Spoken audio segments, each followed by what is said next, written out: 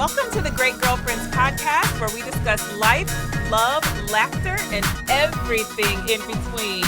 We're your hosts. I'm Sybil Amuti. And I'm Brandis Daniel. And drum roll for our special guest today. Woo! Hey, y'all. I am Kristen Pope. Mrs. Kristen Pope. Hey, ladies. Hey, so excited. I'm so happy to be here. Can I just say something real quick, just real honest? I love your reporter voice. Do you love it? Yeah, it really came on strong. It was like, welcome to the Great Girlfriends podcast. I was like, where am I? Am I at work? No, I'm messing with you. I really did. That was good. I love it. I've been practicing. I've heard we're real Southern on our intro. We are. Somebody said something about, did I say welcome? I said welcome. Welcome. Ladies, welcome. Y'all come on in. Welcome to the podcast. Brandis, you always have a little bit of syrup, honey. Just always. I listen to Brandis and I'm like, wait for the syrup. There's some syrup in there. It's gonna come. That's that twang. So, ladies, what's going on in your world? I'm going to start with you. Well, first of all, I'm a squirrel in your world today. I'm just hanging out with y'all today. That's what I'm doing. Everything in my world today has been phenomenal.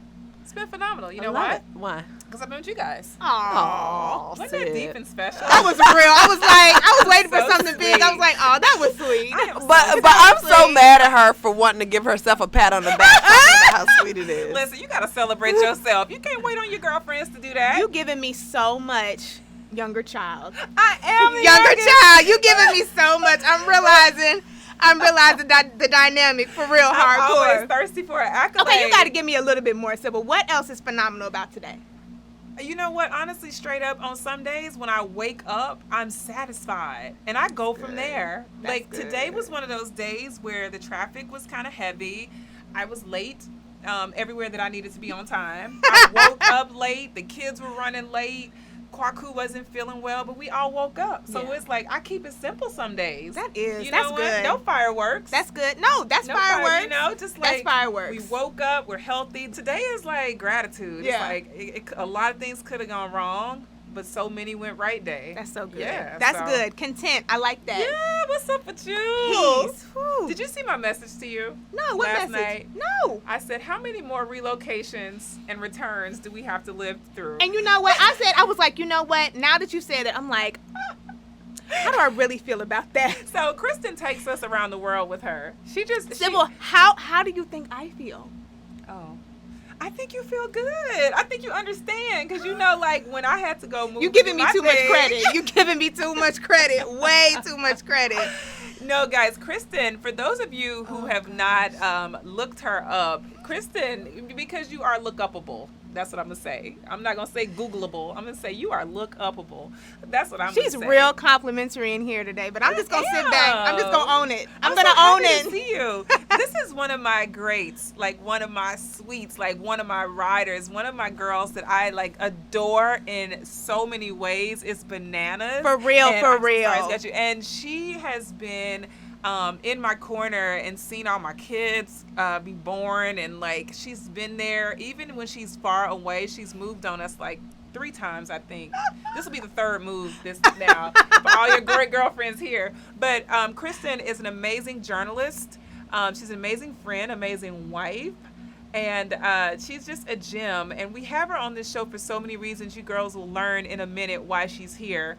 But Kristen, I want you. You're so sweet. You're so sweet. She's really so sweet, y'all. She really is, guys. She has been one of those women that has decided that she's going to believe in everything that she said she's going to do. She's mapping it out, and she's going to go after it. And so Kristen is an aggressive dreamer, and she is a firm believer, and she's just one of those people that soars in faith. And I respect her in every way because I've not once seen her waver, though I know she's had opportunities to quit on herself and to quit on her husband and to quit on life and things like that. She's just never wavered because her belief has been so rooted. So she's here for that very reason, because not only is she a woman of faith and love and joy and all those beautiful things, she's also a dynamic entrepreneur.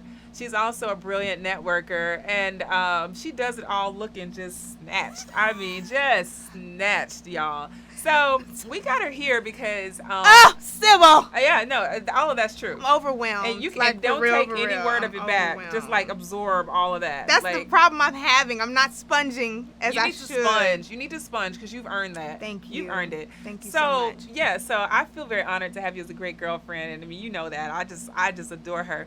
And I adore Sybil. Oh, thanks. I really do. And truth be told, Kristen is the reason and the person that introduced me to Brandis. So we've told that story before about how we were at the King's Daughters event. Kristen has a nonprofit called the King's Daughters, and she was hosting an event, and Brandis was there speaking on her first book, and I was there as a guest at your event, and that whole Memphis moment happened, and Brandis and I connected from there.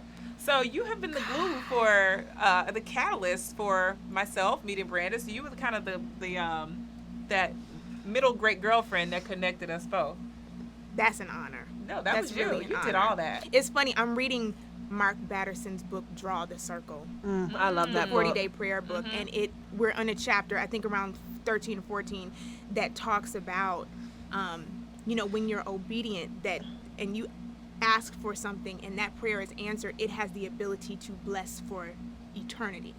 Nice. That certain prayers just keep blessing. That's awesome. You know what I mean? I love and certain that. Obedience just continues to have a generational blessing. Wow. So that makes me think of that. That was years ago. You know what I mean? And here we are at the Great Girlfriend. That was years ago, guys. That was 7 years ago. I counted by Sam because Sam was a baby. Yeah. And I was coming out the house for my second time out the house and to your event. But that is so true. Here we are 7 years later, and a lot of accolades, y'all. High five. We've been busy over these last 7 years. I know. Some great things have taken place. Great things. Yes. Great things. So, Kristen, I want you, ladies, so this episode is about the bridge between faith and entrepreneurship. We today just wanted to talk to you about a formula. And Kristen is going to share her blueprint with us and just kind of give us how she's used faith to help, to help catapult everything she's needed in entrepreneurship. And then also she's going to give us some lessons that we can all take away today. Absolutely. Right?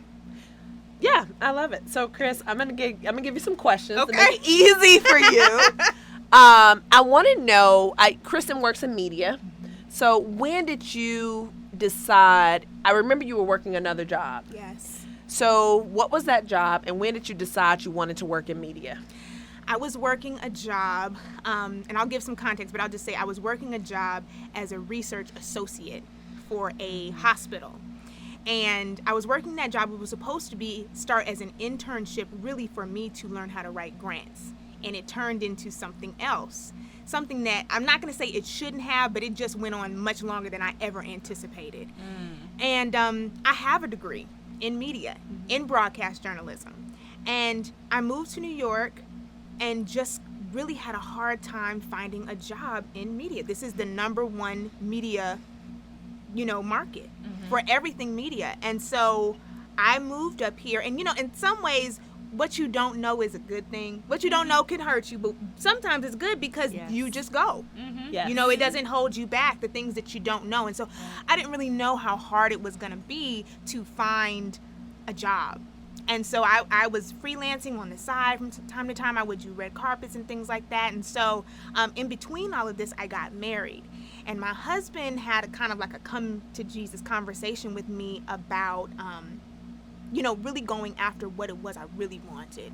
And I really wanted to find, it was unfulfilled. It was like that thing was unfulfilled, and I was trying, and I hadn't just gotten over the hump. I had not found my way yet. And so he just kind of charged and challenged me to get on this path, stay on it until I got what I wanted.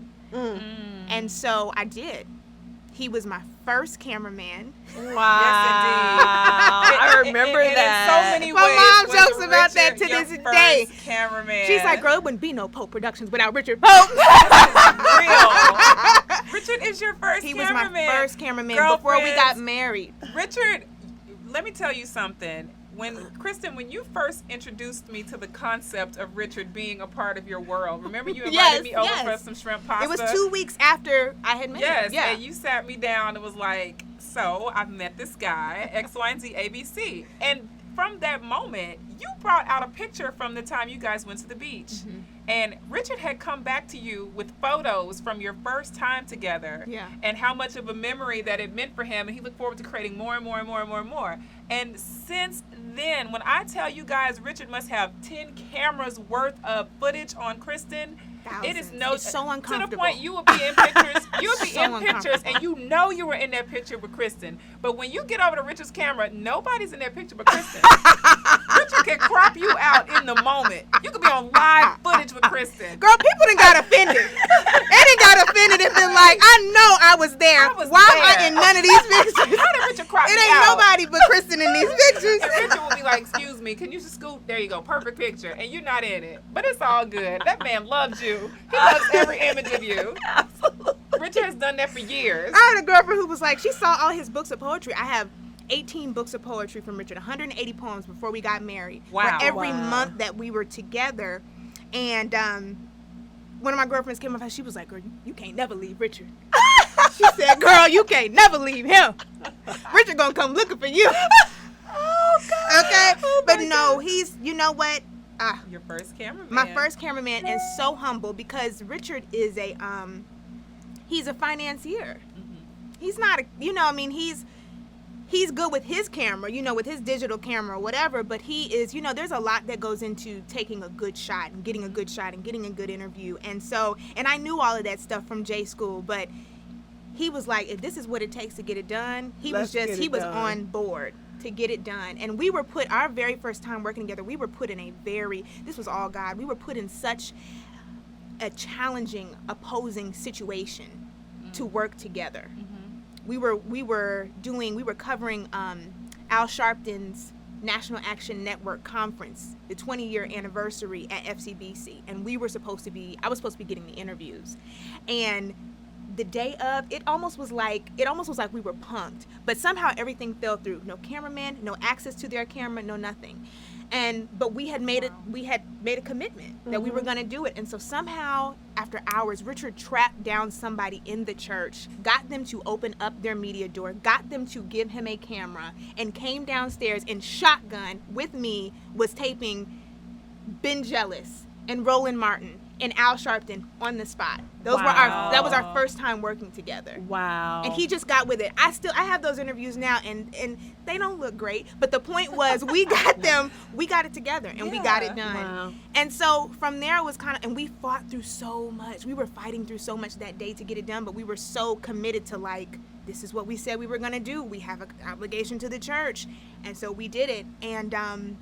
And so from there, it was just a progression. It was a progression. We hired a cameraman. I took a TV 101 class to kind of brush up on my skills. Where did you take your TV 101 class? Media Bistro. Wow. Media Bistro. I love Media Bistro. Wow. For everybody should look into Media Bistro. It is like the greatest place in New York to take a quick certification class. Wow. My TV 101 class was like 4 to 6 weeks.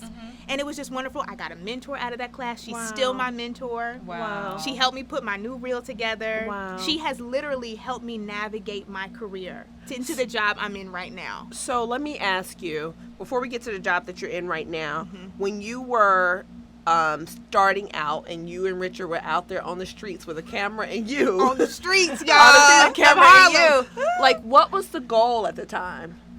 The goal was to get footage. A media personality needs footage. You need stories. You need content. Just like an actor or an actress has a reel, or a radio personality has an air check tape, you need a tape. And I needed my reel was on VHS. I love it. Nothing wrong with it. We ain't gonna talk about that, but my reel was still on VHS. I love it. And let me tell you, we tried. Richard bought. Gosh. He's so good. He found online a converter from a machine that you use to convert VHS to DVD. I can't. And so we started there, and I was like, this stuff is so old. We can't do nothing with this. This is from 2004. Forget it. We just scrapped that whole idea. We had that, still got that machine. Ain't never done nothing with it. And so we couldn't use it. And so I needed new footage. And the only way to get it, the reason why it's easy for reporters to move and bounce is because you're doing a story every day.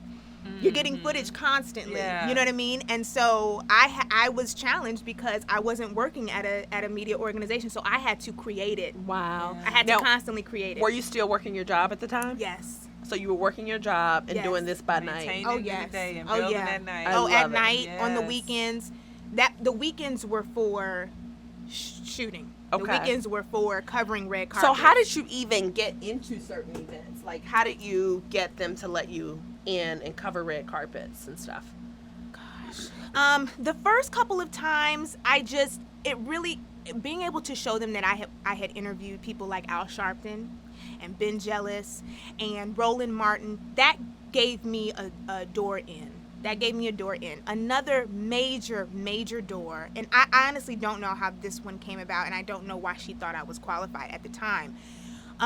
D. Marshall had to decline covering an event. Thurgood Marshall's scholarship event. This was back in 2011, I think. And she had to decline it, and so she called me and said, hey, can you do this? Can you cover this? I didn't really understand the magnitude of what it was, but I was just like, yeah, I'll step up and do it. And I needed the work and needed the footage. It was a paying gig. And so that one really, really catapulted my work, because that night I interviewed Blair Underwood and Lynn Whitfield and Marsha Ambrosis and all these wonderful CEOs. And so afterwards they gave me, my real package. They gave me my work package, and it was a beautiful like 2.5 minute composition, and it got to show my personality and all this, but it was huge. Well, let's back up just a bit, because from that very first gig that you got at the church, which is, was it FCBC, First Corinthians Baptist Church. Were you a member there? Yes. How did they know that you were available to even do that?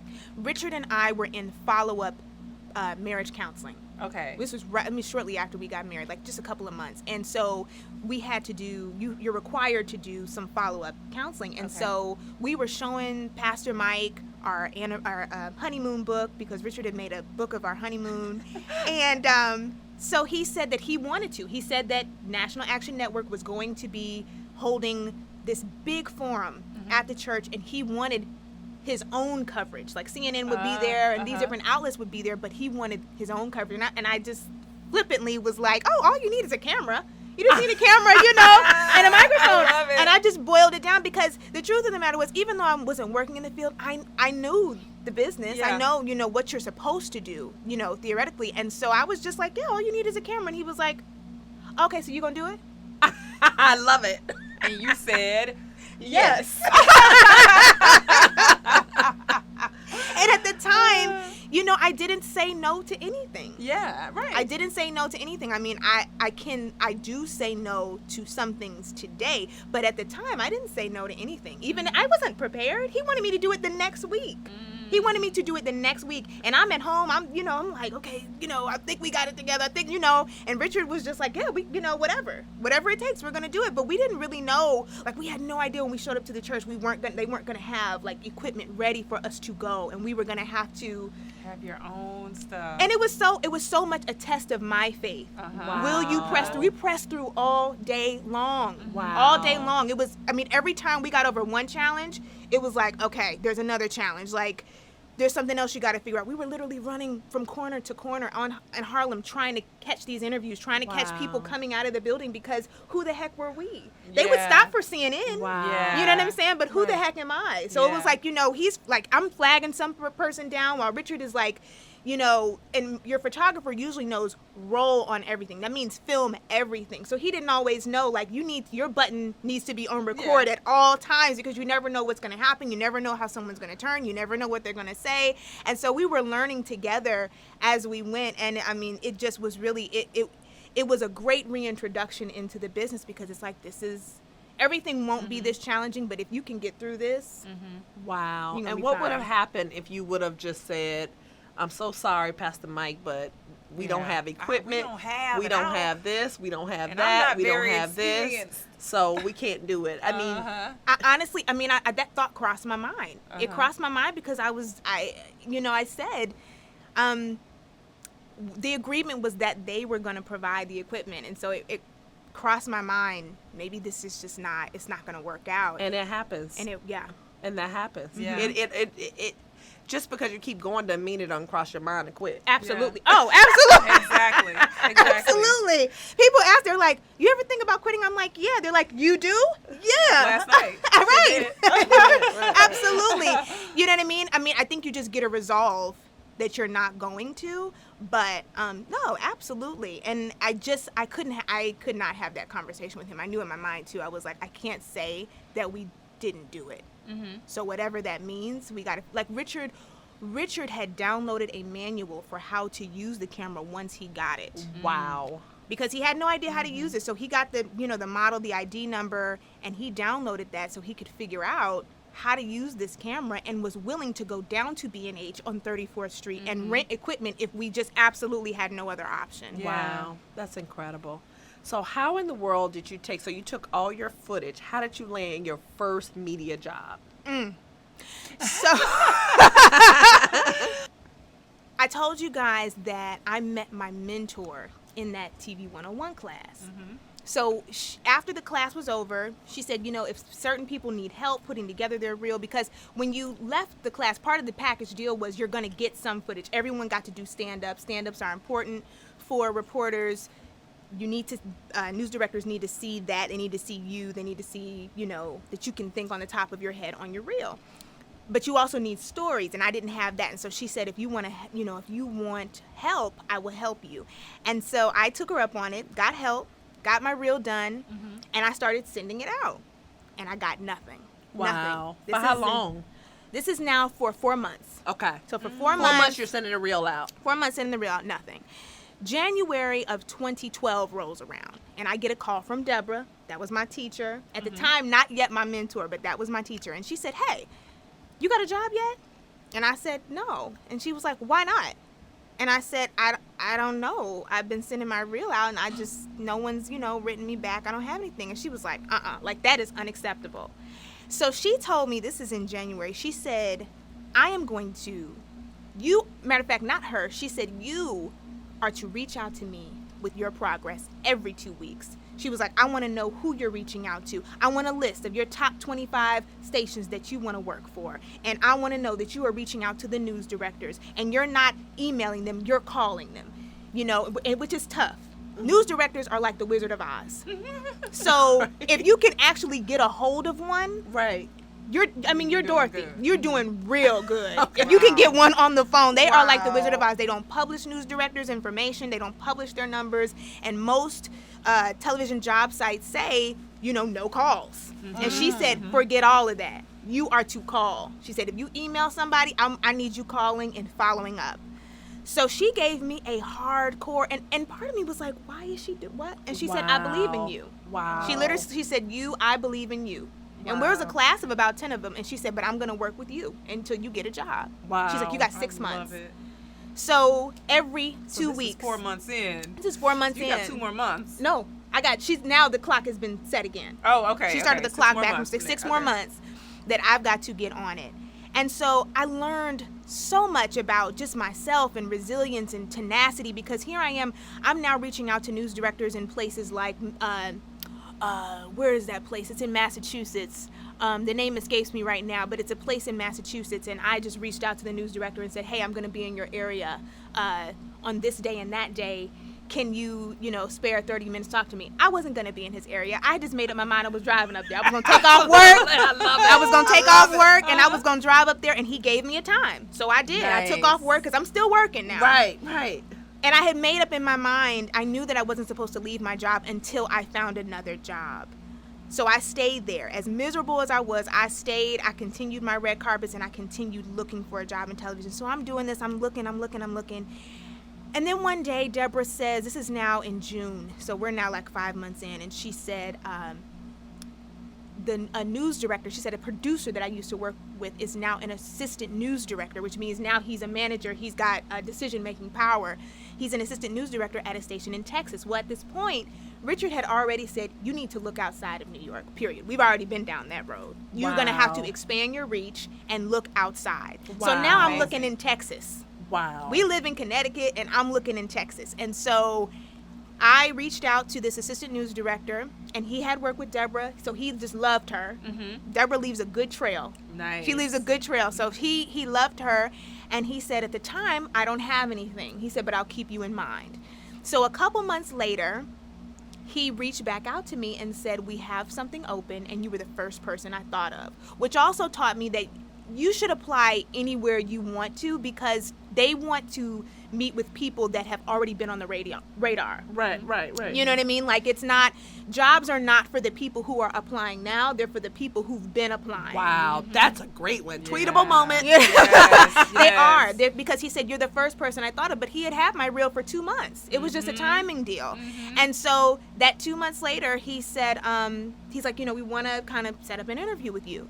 So he set up an interview, and then somehow the process stalled for like 3 weeks. It stalled. Like, I just didn't hear anything back.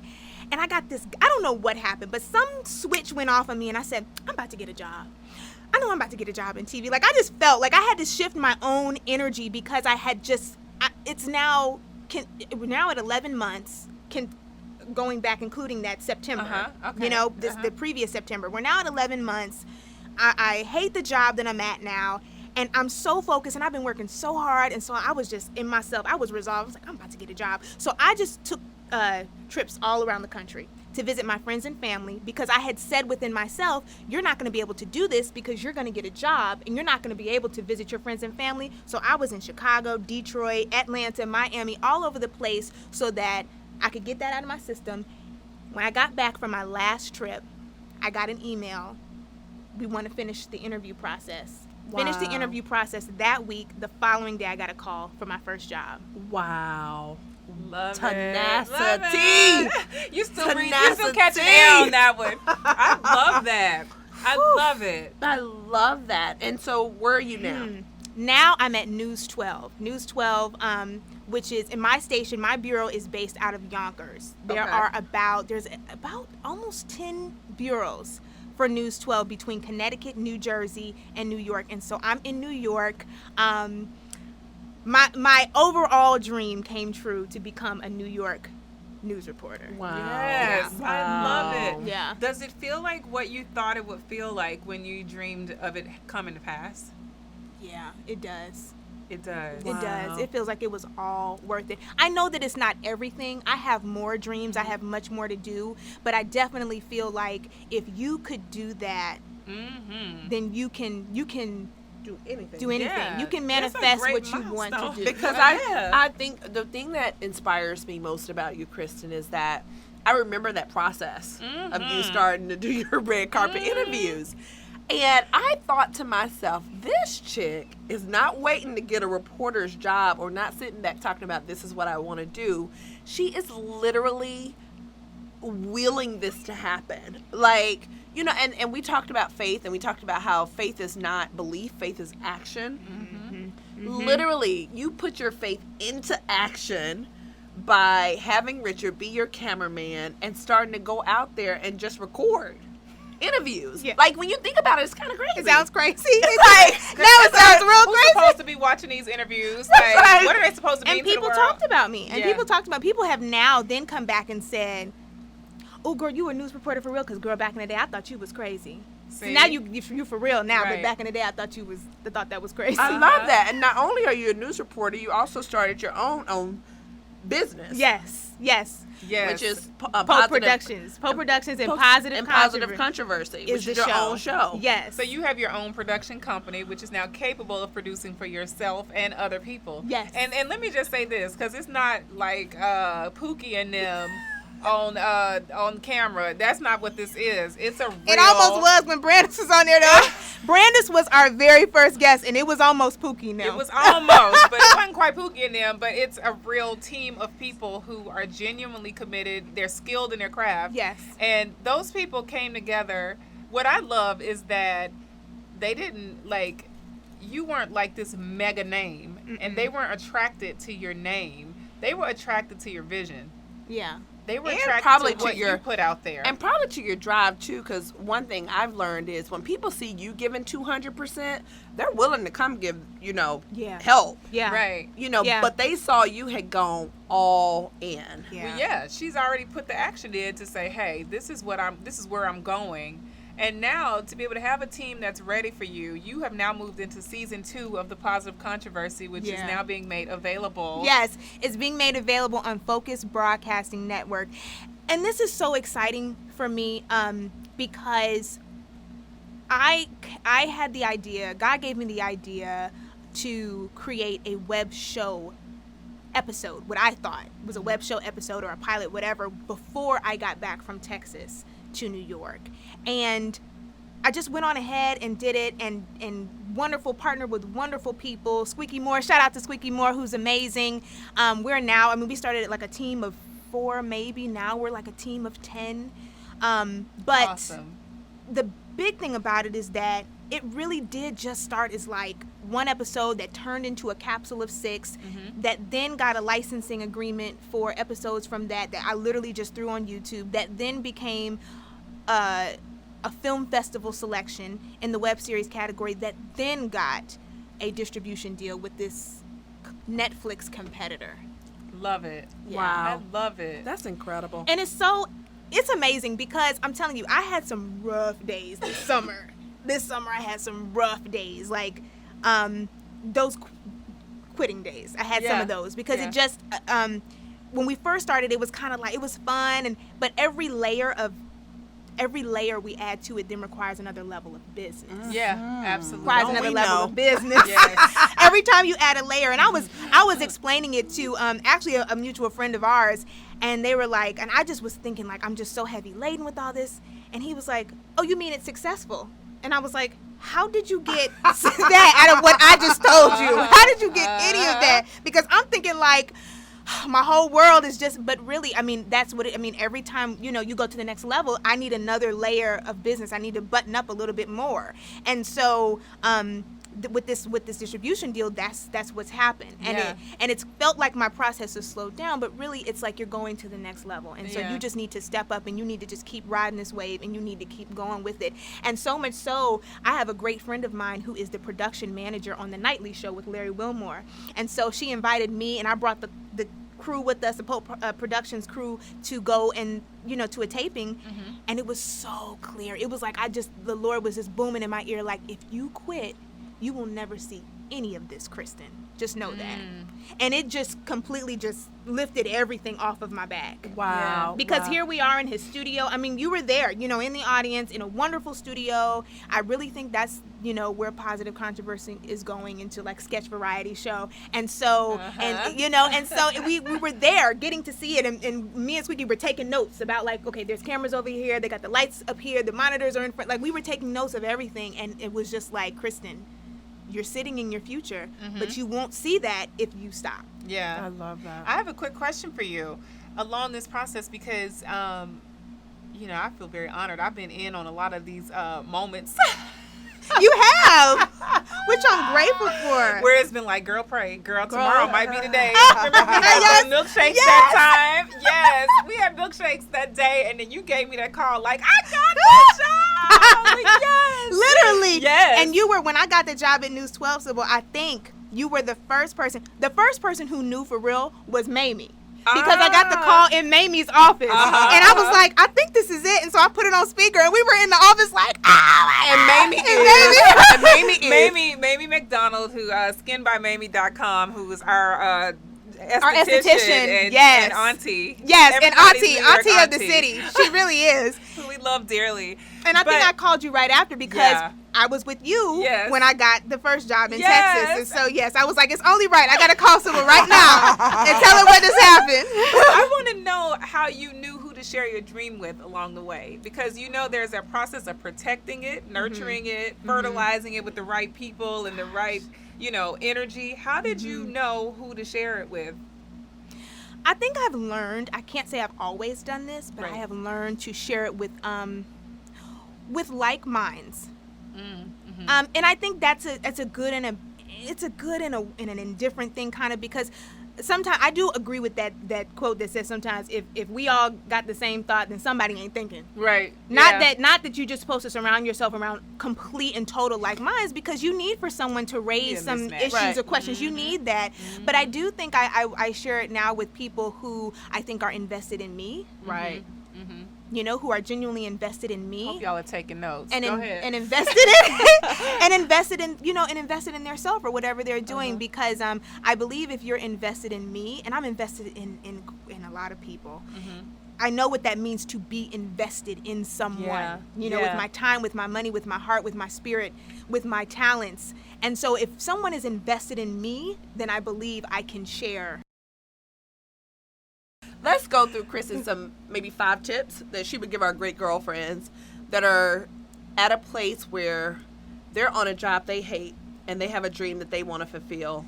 Like, what are maybe 5 steps that you took to make that happen? Step 1 is that you have to have an exit strategy. You have to have an exit strategy. If you're on a job that you hate, then you have to have something that you're working towards. I think, in any business plan, you have an exit strategy. Even if it's a good business, you still have an exit strategy or a succession plan. Everything has one. So you have to have something that you are working towards. So I would say, have something that you're working on. Yeah, that's first. Number 2? Number 2, I would say you got to have more than passion. Your passion is good, but you got to have more than passion. Passion will, like the song says, when the river runs dry, it will dry up eventually. Passion is, like my father said, it's like a sugar high. And when you come down from it, you got to have something that's sustaining you, that you got to, you're going to keep going. So there's got to be a level of commitment and consistency that's going to push you past your passion. Passion is great, but there's just some things you do just because you got to do them. And for me, I had to learn, this is way back when I first moved to New York, but I had to learn the ability to finish. And the ability to finish, is beyond my passion. When my passion is no longer like on fire that morning I woke up, that doesn't mean that I don't still have a responsibility to what I said that I would do. So I think, what is that? Number 2, got to have something deeper than your passion. And I love that. Passion is like a sugar high. It's like a sugar high. And I believe that. When you come down from that passion, you got to still be willing to, get out there and still make it happen. Number 3? Number 3 is really, number 3 is to have, I think it's to have people around you who are smarter than you. I surround myself with people who are smarter than me. I really do. I'm favored to have some amazing people who are smarter than me, who God has given me tremendous favor with, and that they continue to to push me in the right direction. Like my mentor, Deborah, is no holds bar with me. I sent her my reel recently to go to the NABJ, and she chewed and spit it out. Wow. In a heavenly, blasphemous way. Okay? Deborah, I love you. She had all kind of explicatives in there, and she was like, but at the end, but I love you. Wow. But she chewed it up and spit it out. And, my goal right now, one of the things I'm working on personally, is to rid myself of areas that I'm mediocre in, mediocrity. And so that's what it is. She's like, if you want this, if this is the bar you're trying to hit, what you just sent me is not going to cut it. So I need for you to go back to the drawing board and get me some more stuff. Wow. Fix this. Wow. And so people who are skilled, people who are smarter than you. Yeah. My husband, to me, he's strategic in a completely different way. And so he brings something to my table. I bring a lot of hype, and I'm excited, and a lot of drive, and I'll stay up all night. And Richard ain't gonna stay up all night, but he'll give me 3 things to do. And sometimes that'll wipe out my staying up, do these 3 things and come back to me. You know what I mean? Yeah. And so, to keep smarter people around you, I think is so important. Smarter, strategic, skilled people, very skilled people. And so, number 4, I would say to have your end goal in mind too. To have your end goal in mind. I want to be could I be a reporter for the rest of my life? I really could, just because I like telling stories. I don't think that's where I'm going to end up. But I do know that it propels it kind of is a platform for a lot of other things. Absolutely. And I believe. Where would you get that idea from? I mean, Oprah only. Just, I mean, there's only been a few that have taken that. No, but it's true. And I look at other people. I try to live by. I live by the tree. My philosophy is to live life by the tree. Yeah. And so my tree trunk for me is journalism. But my branches are, philanthropy and the positive controversy and all these other things. And I think when you look at Beyonce, she's got all these other businesses, but you know her as an entertainer and a singer. You know Oprah as the best interviewer, our time has maybe ever seen, but she's got all these other things. And so for me, it was and I guess maybe saying this a little bit differently, not just that you have your end goal. Let me revise that to say, become a master in something. I was the queen, jack of all trades, pun intended. But I just had, I was an okay dancer, and I was an okay, interviewer, and I was an okay writer, and it was in time for me to get good at something, just something to stand out in, and just hone that thing and get a root. Like I wanted to be like a sequoia tree. I love trees. I wanted to have a really strong tree trunk. And so for me, that's what journalism and media is. And I know that it's a platform for all of these other things that I want to do. Mm-hmm. But it starts with having a really strong, firm foundation. And so that's my firm, strong foundation. I love it. And I think the last thing is have faith. It really is. I believe my mission in life is to inspire other people to take leaps of faith in their own life. I think that if I continue to demonstrate that and if I continue to share that, then other people will feel free to do the same thing. They will let go of fear and they will just go ahead and jump. And I've jumped a lot, and I want to continue to keep jumping through my life. But it really is that faith is action. It's an action word. I love it. Yeah. I love it, Kristen. Oh, Sybil, this has been incredible. I know. I love it because we got so much from this. We can say without doubt, like having known you, that all of your formula is working. Like you're working your formula, it's working for you, and like you're participating fully in it. I've seen you shift. I've seen you like center in on that thing you want to like perfect even more, like become the queen of, the master of it. And I've seen you make sure that you're like skillful at every level. And then that responsible part where it's like the accounting. No offense to accountants, but a lot of us don't want to sit and do that stuff. And the taxes and, and organizing project management, things like that. I've seen you capture all of that stuff so that everything can happen in the way that it needs to. That's responsible. Thank you. That's really responsible. Thank you. But I appreciate it makes me it warms my heart to hear that y'all have, like, you can say I've seen a shift. In the years and the time I've seen it, because it has been a shift. And I mean a lot largely to, thank my husband. Y'all be giving shout outs to the husband. That Richard Pope. We getting there. Shout out the babies. But really, I mean, that is key. I see, and I realized it more and more when I saw my friends doing like 20 different things and having like that much of a branch, just no fruit at all. And it was because it's like you're trying to do so many things, but you just gotta, one thing will propel all these other things. It will be a foundation for anything. Tyler Perry talks about that too all the time. Does he? Mm-hmm. Okay. He does. He talks about just starting with one thing. Yeah. Like making that one thing successful. And it's hard. I think that's the discipline part, is that you feel like somebody's taking away something from you, but it's almost like the proverb that says, if you die to yourself, you will live. Yeah. Like, it's like if you can just put that aside and focus on this one thing, I guarantee you, like, that thing is going to be so natural. Somebody's going to be looking for you to do the thing that you wanted to do. Absolutely. That extra thing you wanted to do. Yeah. Oh, that's great. I love it. Kristen, thank you. Thank you. Thank you, Incredible. great girlfriends. Oh my gosh, we appreciate you. Girlfriends, I hope you guys are taking tips and like writing some stuff down, because I got over here and as I'm sitting listening to you, I was refining some things that I'm doing, and I was like, mental note here. It's always good to have that kind of stimulation around you and be teachable. It is. Absolutely. You know what? It is. And always be open to the idea that someone else has something that they can give to you right when you need it. Absolutely. Yes. I do. And have So, people around Kristen, you that you can learn from. Chris, how can our great girlfriends connect with you? Through my website, first and foremost, Kristen L. Pope. That's KristenLPope.com. And it's Kristen L. Pope TV on everything else, on Facebook, on Instagram, on Twitter, on Pinterest, on Google+. It is KristenLPopeTV.com TV. And it was so funny because I think before I got the job in TV, Brandis was like, girl, you had that handle down before you even got on television. She was like, it was such an easy transition. I did. On all of my social media said TV before I was a reporter. Love it. Yeah. Love it. That's that bridge between faith and entrepreneurship. Love it. There it is. Love it. Well, we want to thank our husbands. Yes, thank you. Kwaku. Thank you, Rich. Richard. Two Riches on. That's right.